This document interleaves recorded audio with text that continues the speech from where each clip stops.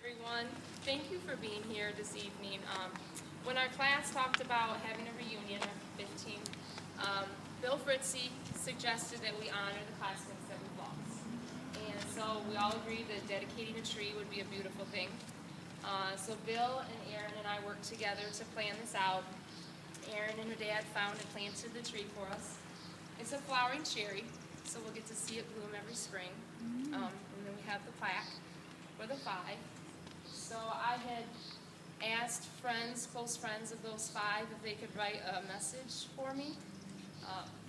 Several of them could not be here, so I'm left to read their messages. So please bear with me on that. I'm going to start with Missy Lyons. We lost Missy in 3rd grade, so we didn't get to know her as well as we would have liked.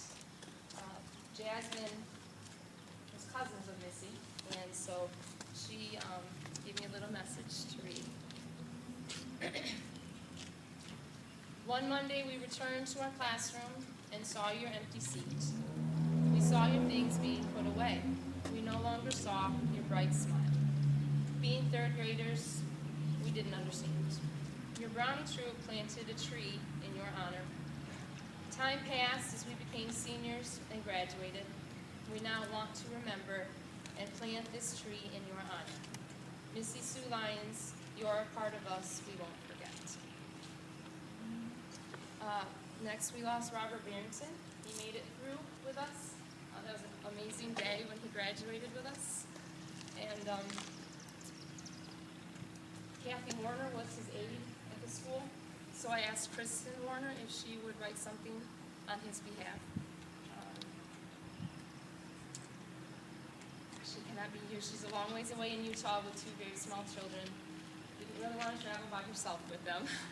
She writes, "It's strange that Robert Barrington isn't here to celebrate with us today. Robert was always there. He was a 12-year senior and a key part of our school year memories. We remember him at recess back when he walked like the rest of us. We also remember when he struggled to walk and when he eventually had to rely on a wheelchair full time.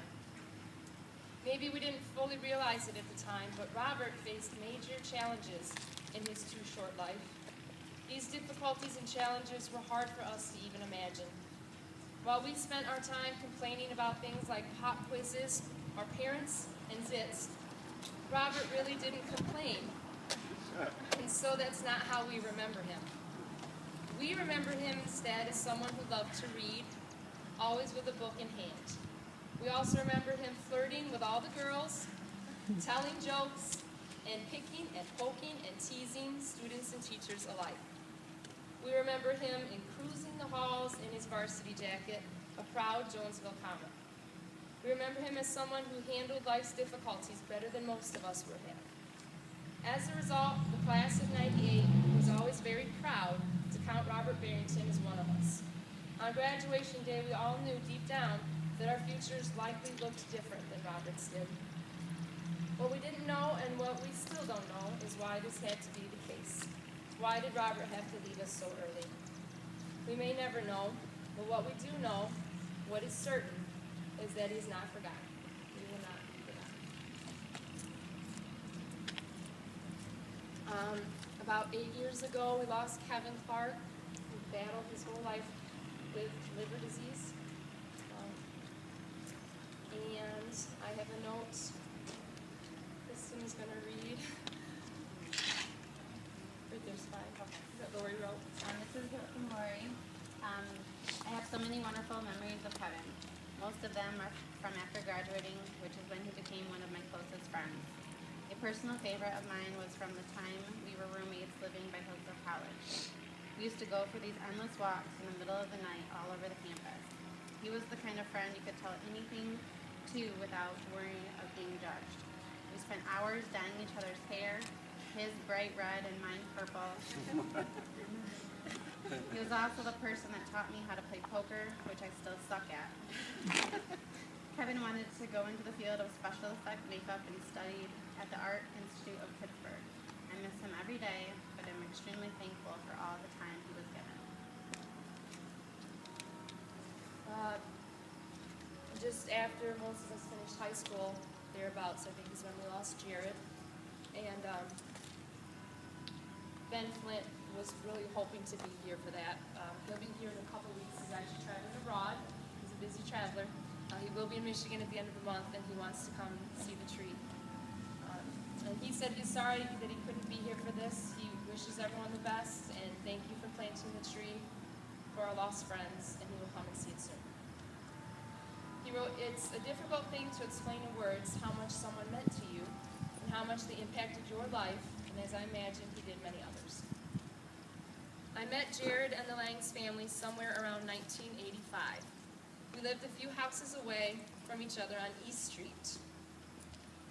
We spent most of our time together after school and summer times from then on and throughout most of high school and after. We always found ways to keep ourselves busy, from catching bees, riding bikes, modifying the shed behind our house. I remember that shed. Shooting fireworks over US 12 at night. Building things from what we found at his dad's hardware store, and just hanging out. Some of my earliest memories of Jared were of him being a little reckless, to say the least. I remember when I first met him, he got a brand new Huffy bicycle that was just a little too big for him. Since his feet couldn't touch the ground, when he tried to stop, he would just jump off and ghosty it into the bushes.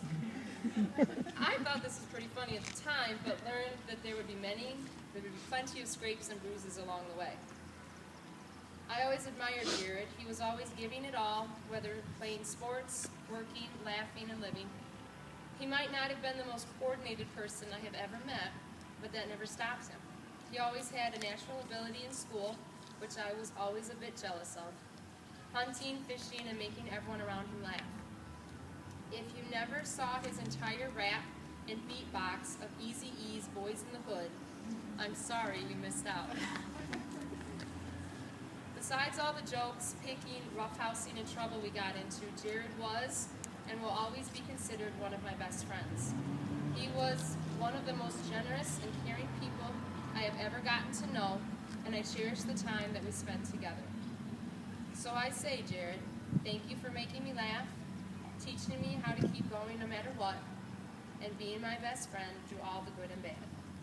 You will always be missed. And then lastly, we lost Martin Lott. Martin fought with leukemia. He was very private. Most of us didn't even know that it was going on. Bill Fritzy sent a message he'd like me to read for Martin. Again, Bill wishes he was here as well. When I was asked to write something for Martin, I started searching my memory bank to think of a particular story that could describe him in a nutshell. Unfortunately, the more I racked my brain, the more I realized that it wouldn't be as easy to describe Martin.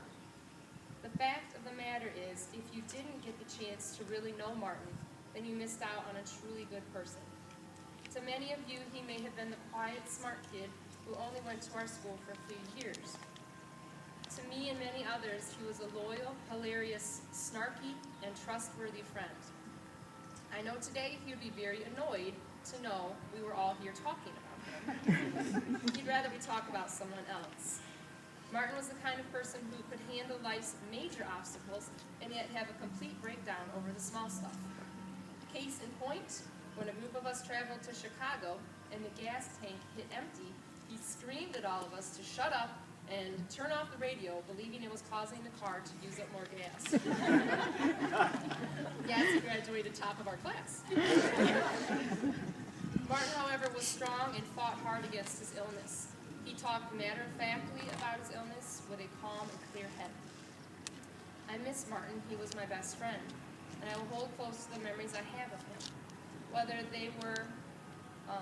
they are him joining the high school band only to get a free trip to New York City, joining the school play, even though he hated it, just to be supportive of me, or laying down behind my car asking me to run him over because he was tired of hearing the same conversation over and over again. And I can't forget him helping me haul a full-size couch up 4 stories to my dorm room in the August heat and threatening to kill me while doing it. You are lucky in life when you find a friend like Martin, and I think those whose lives he touched while at Jonesville are keenly aware of that fact. The Greeks have a saying, for those they have lost.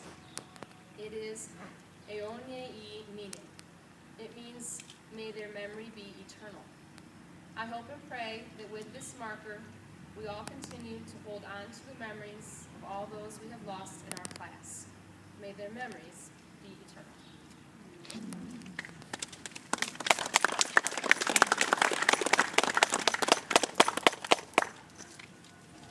And if anyone wants to add anything, otherwise, thank you for being here. That is beautiful. Thank you.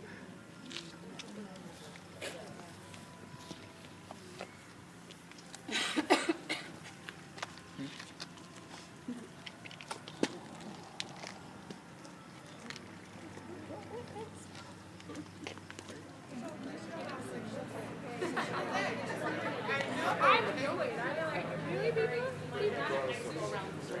people?